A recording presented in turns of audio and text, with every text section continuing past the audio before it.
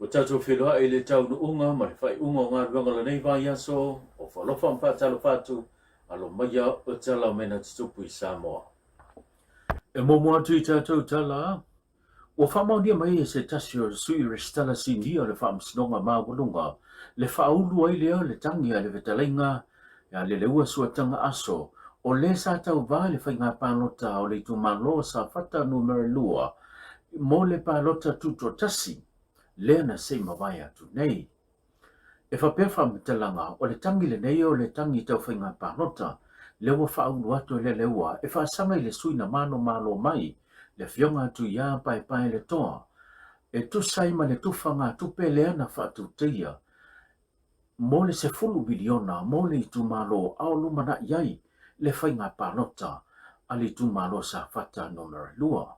O se tūlanga ya, e tele nisi la ngona ma nisi manatu fo yo nisi wa whingalo le atunu u, e lea ia ina le whainga pālota le tūlanga, o le se leni o se fulu miliona, ali tu malo sa whata wa leva o na tali tali, malanga langa I fo I whingalo le tu malo, po o a whia mawai, pita iane, o le matu uai o le matu pelea e se fulu miliona mo le tu malo sa whata, numero lua, a o lumana iai le whainga pālota lea I tu malo, o se tūlanga lava na pa iai, ia le whingalo, o le whionga le teitei whono le soa komiti, tūlanga le ngātai whale, lea na ia tā ua ai, ua rā talanga whitawi lava le taimi e pe o na mau ai le se leni ma whamatu, I le mae ai o nisi o whiutana inga, lea sa whamautu, lea na mafuai o na whaatuai o na maua, le se leni a le tu malo. O I leo lo o anga I tuai ia le tangi e pe o na whauruato e le whionga po le whitalenga ia le ua. O lo o tua I ai le se leni lea na whamatu o mo le tu malo, a o lumana I ai le whainga pālota, a le tu malo sa whata numero lua. O le mata upulava le tasi, na sau noi fo I le whionga tu ia pai pai le toa, o ia tau lima ina, ia le pepo whamatalanga I le tangi po le morianga e pe o na whaulu le ua so tanga aso, sui tuto tasi me le whionga nu so tia, le sa tau ba mo le whainga pālota le tu malo, sa whata numero lua, ma o loo iai ma le swafa, o se tasi o li whasaralau sioeli, le masani o na whaia pokalame al HRPP, I le pepa e peo na ia tau di maina. Wa tua lalo mai le whionga tu ia mo le pa ia ma le mamanu telo le tu malo sa whata numero lua, ina ia toa pele tai. Awane I se menga se, o mai alava ona whailoa I le whionga ia tu lepa sa ile maria le ngaoi o le taitai o le tua ngai. A o lumana iai, ia le tūlanga e pia na whailoa ma iai le nei tangi, o le asa ili se vaenga I ono lo ina ai e le HRPP. Ia le whai unga le whainga pālota, le ua pale ma iai le whionga tu ia, e mafua mai, o le lea mi o tono le tofanga tope o le sifulu piliona le tu maro sa whata. Inisi o tātou tala, mai le whamsinonga lava, I le toi wala wina ai o le neiva yaso o le mata au poe pe o na mōli ai le li o James Antua, whapea fo'i I le li o Fred Papalei. Na whinau mālosi ai, Matthew le Masio o I o le li lo I o lo tu lai mo I la ua o lo tua ia. Maise ia James Antua, e te tau o na tatala I tua masila sila le whamasinonga. I le mata au poe pe o na nofo tau fi ai James Antua. O James Antua pe o na wha I loa e Matthew le Masio. E iai a fianga o le soifua maloloina, mai o se tulanga onga ia le whapma, po le ngase o lo a fiai, mai te tau e le whapmasinonga, o na whapmatu umata tala I tua lea lii, mo le puipuinga o lona saunga le mo, e ala I lona soifua maloloina. Na whailo fo ia le masio I luma le whapmasinonga, o lewa ia tau li maina matu ina antu I luma le whapmasinonga, se tasa ripoti whapitoa mai le fomai au sitalia, o lena fuafua ya nga iai, ia le lia James Atua mo le whaatino ina o lana siaki, e peo na whaatulanga pita iane. E o mai le so o lo o tau fia pea, ma o se tūlanga lea na whailoa ai e le li ilo ia le popole, ona ne I tūlai mai se whalawelawe I le tūlanga o le soifua maraloina. O lo te e malosi ia le tua leo leo, I le tarasanga e peo na tui nā tui luma le whaamistonga mo se hawano e te tala I la ua lo tua ia, mai le pui pui ngana matanga lianga o leo leo.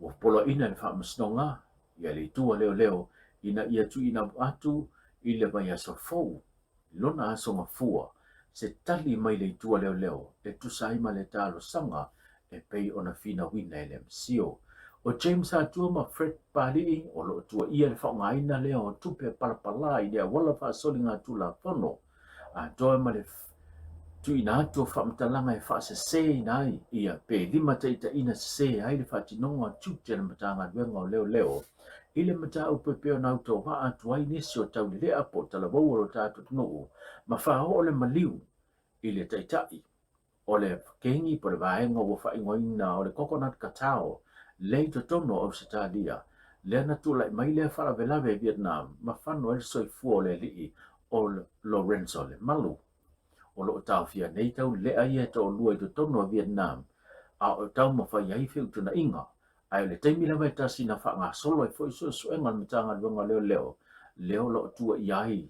i la ua e peo nei pala wina i lumba le whams nonga inisio tātou tala o leo au mai se finangalo se taso fetu populo le manu Samoa le fionga au mua to o vaenga e tu sai mani sao no anga mani whamtalanga e pei ona ia tali ai mai ta uele suapo sio eli le na whaia fesile whaasanga ia tula e pai le la ua whai po kalame manino i le finangalo au mua e fau nei lama le tofinga e pei ona pale mai ai tu le epa sai le malia le ngoi le tofinga te taifono au le fionga lava ia la uli Ellen Gray o ia le sa tu i matangi olo mo le uni le kapia le atunu sa wililinga neo nei tala Au tala wha mamonga.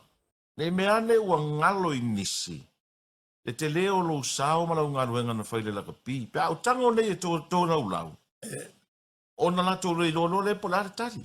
Ia, e tau tala man whai te mane, ia ngata fule.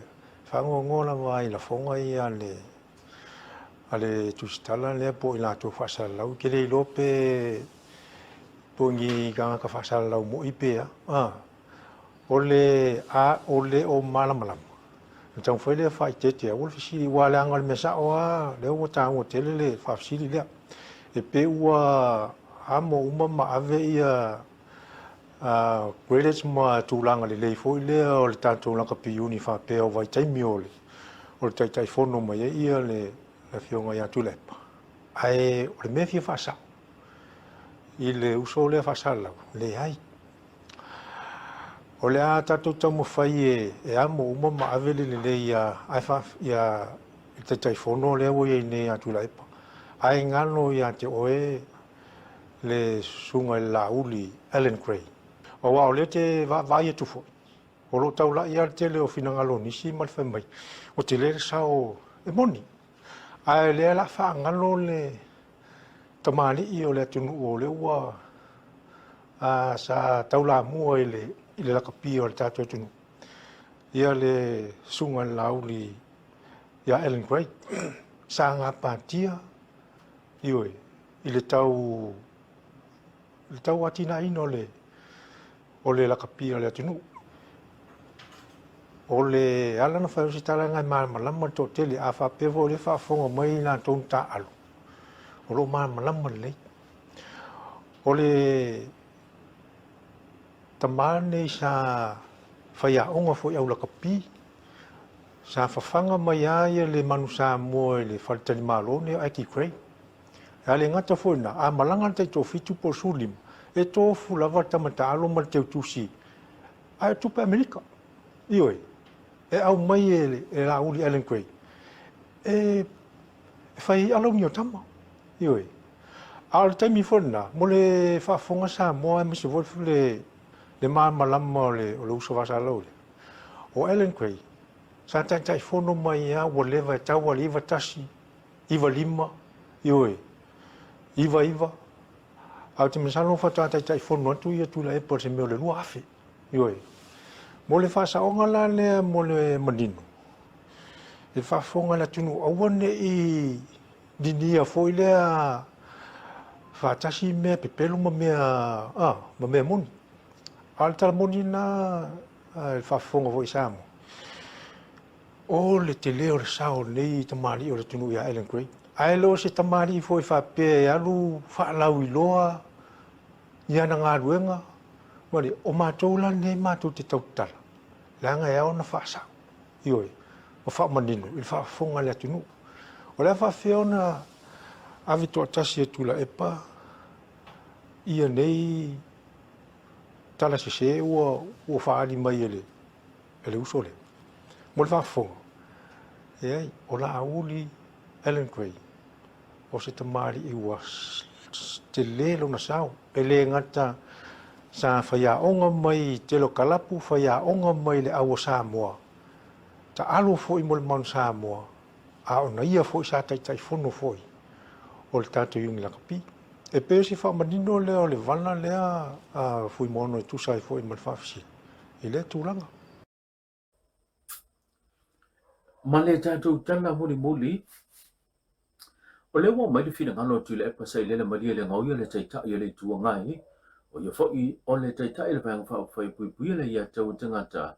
A ngai le mata upo le 10% mo le na fō tina i te tono le mauta whono le parlemene. Sau no tu le o le whainga tau le mata upo lea. Wa mai au o na whai iai le whai unga. A le wha msnonga. Ai nao le mauta po le whanotanga le parlemene. E ma whai ona nātou wha ina. Le se seo le whamisnonga e ala le lato whaiunga. O se wiri ringa. Ale o ia. O whai eile unga whamisnonga. O sao po se. Ai whai role unga whamisnonga. Ngā le pāle nenge nā ki whasao. E kio mangi moe whawai. Inga ia whasao e se maka upu. E ia le sasi. E al sasi e le whapea e a fo e le anga le ngai whiane mkako le anga mafuai o mawhai le saunga ngā lisi fo i whamasino sili o le Commonwealth le whapea i saunga ngā le whamasino sili lau le o le la o tolu whamasino e au tō mantua le mea nei. A whai o tō i unga. E le me whai o na whai unga nana, mai rora e ave i o la whai. I la vautu fua e reise se toi lai ai. Ai maisa i la tō. E le o awai i le whai unga a tātou me whamsi. O le mea tō le whai. A moi a feita to fa unha to ue fa ali sa roto ai fina ngalo tanga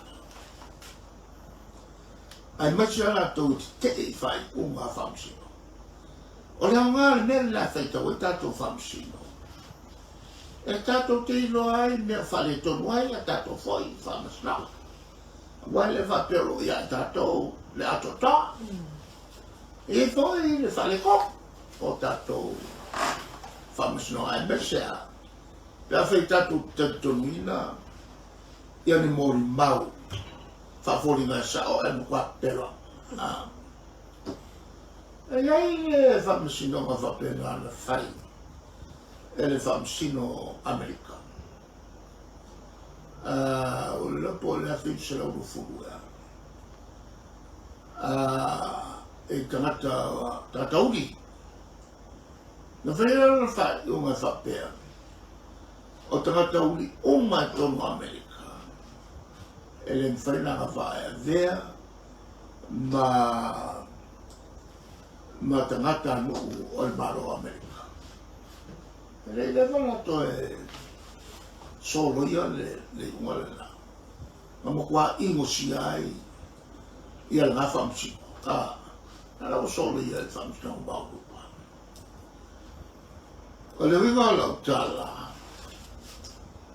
o whaina tāna o le whawhiana nei ma e tapipi. E le ngata o le whinau le tapipi,